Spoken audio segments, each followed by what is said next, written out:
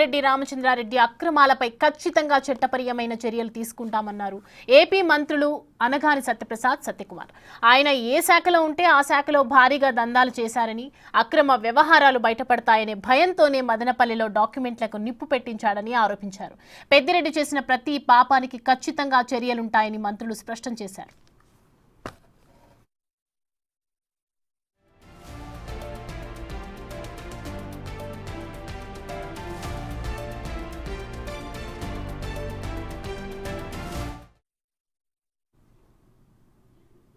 అది వేశారు. ఇంతకుముందు విజిలెన్స్ రిపోర్ట్ కూడా ఉంది. ఈరోజు పేపర్లో కూడా వచ్చింది.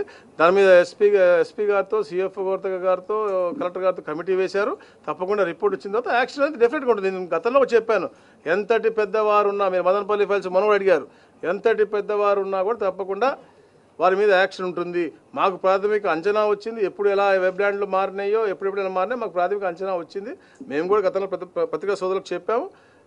మా కన్జర్వేటర్ ఆఫ్ ఫారెస్ట్ వాళ్ళకి డ్రోన్ మ్యాప్స్ ఉన్నాయి, వాళ్ళకు కూడా ఉంది. వాళ్ళు చెప్పడం అంటే ఓవరాల్గా చెప్పడం, ఇక్కడ సర్వే నెంబర్ ఉంటే చూపించి బిల్డింగ్ మందరంలో కట్టినట్టు అలా కట్టినట్టు పరిస్థితిగా మాకు తెలుస్తూ ఉంది. ఇవన్నీ సర్వే రిపోర్ట్ పూర్తిగా రానివ్వండి. రిపోర్ట్ వచ్చిందా తప్పకుండా ఆధారాలతో పాటు మేము ముందు పెడతాం. తప్పకుండా కమిటీ వేశారు.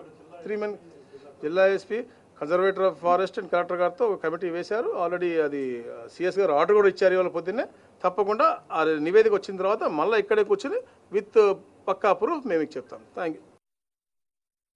ఏమనుకున్నారంటే పలానా షాక్ ఇస్తే ఆ షాక్కి సంబంధించినవన్నీ నా ఆస్తులే, మైనింగ్ ఇచ్చారు, ఈ రాష్ట్రంలో ఉన్న మైనింగ్లన్నీ నావే, అటవీ శాఖ ఇచ్చారు కాబట్టి అటవీ శాఖకి సంబంధించిన లక్షల కోట్ల భూములు నావే, ఇటువంటి భావనలో ఉన్నారు. పెద్దిరెడ్డి గారు ఆక్రమించింది ఎక్కడ? మేము మొదటి నుంచి కూడా చెప్తున్నాం, ఆయన ఫ్యాక్టరీలు తెమ్మంటే దొంగ ఓట్ల ఫ్యాక్టరీలు తెచ్చాడని.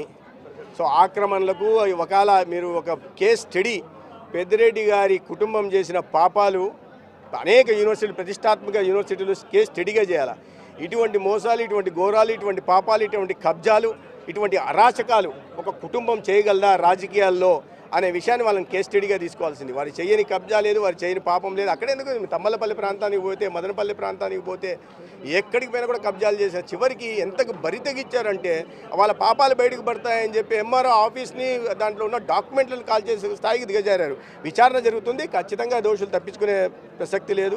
ఎవరు అతీతులు కాదండి, చట్టానికి ఎవరు అతీతులు కాదు. పెద్దిరెడ్డి రామచంద్రారెడ్డి గారు కాదు, పెద్దిరెడ్డి మిథున్ రెడ్డి గారు కాదు, ఎవరైనా సరే, ఏ స్థాయి వ్యక్తులైనా సరే ఆ తప్పు విచారణ జరుగుతుంది. విచారణ తర్వాత కటకలరాలు లెక్క పెట్టాల్సిందే. వాళ్ళ నాయకుడు జగన్మోహన్ రెడ్డి గారే పెట్టారు. వీళ్ళు మాత్రం అతీతులు కాదు, వీళ్ళు కూడా పెట్టాల్సి వస్తుంది.